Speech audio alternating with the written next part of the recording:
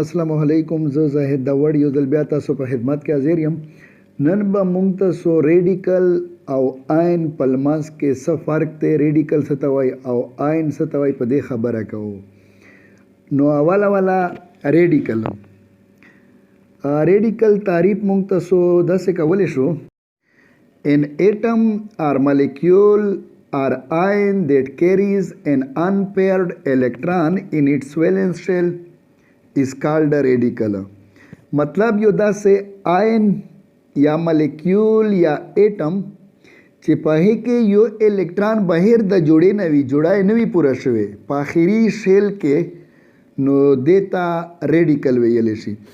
ریډیکل دپاره دا خبره یاده وساتئ چې ریډیکل آین هم کیدی شي، مطلب د په هغې باندې چارج هم کیدی شي او بهر د چارج هم کیدی شي. ریډیکل صرف دې سره تعلق دی چې په هغې کې یو الکترون یا په یو نه زیات الکترون داسې موجود وي چې جوړه یې نه وي.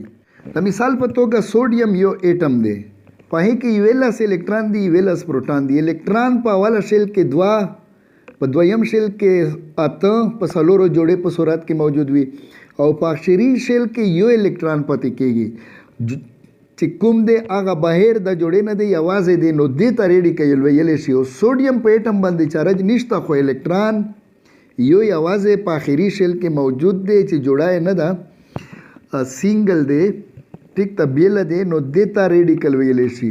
همدارنګې هایډرکسل ریډیکل چې کوم دی چې هغه کمبینیشن دی، مطلب دی ملاپ دی د هایډروجن او د اکسیجن په منځ کې، خو په هغې کې یو چې کوم د بلو کلر الکترون د اکسیجن سایډ ته موږ ته په نظر راځي، دا بهر د جوړې نه دی، جوړه یې نه ده پوره شوې او د نور ټول جوړو په صورت کې موجود دي. نو داسې ملیکیول یا کمبینیشن د ایټمو داسې ملاپ هم چې په هغې کې داسې الکترون موجود وي چې جوړې نه بهر وي، نو هغه هم ریډیکل دی. نو دا اوس ریډیکل شو.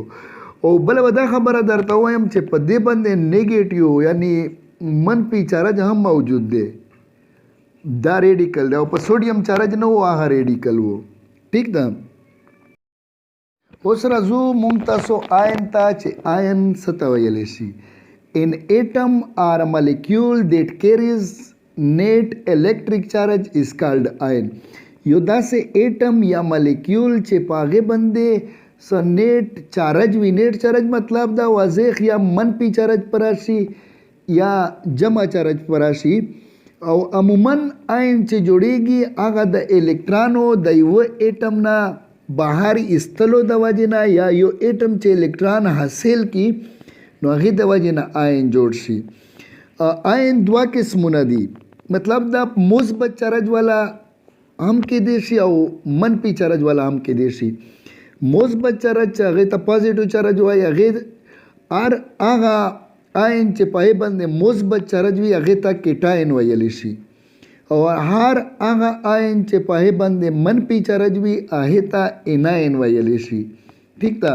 نو دوه قسمونه یې دي او په انګریزي موږ تاسو داسې تعریف کولی شو: there are two types of ions. Ions دوه قسمونه دي، cations and anions. Cations, those ions which carries positive charge are called cations, while those ions which carry negative charge are called anions.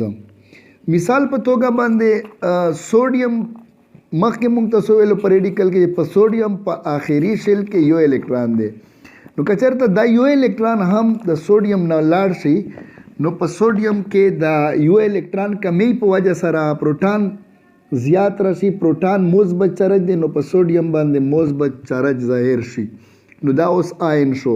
داسې سلفیټ آین دی چې په هغې کې یو سلفر او څلور اکسیجن په داسې صورت میلاو دي چې په هغې باندې دوه منفي چارج هم راځي ایز هول.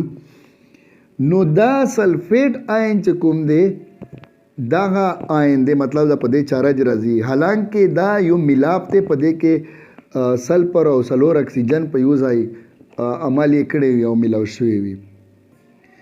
امید ده چې په دې به تاسو پوه وئ. ویډیو کتلو باندې ډېره مننه.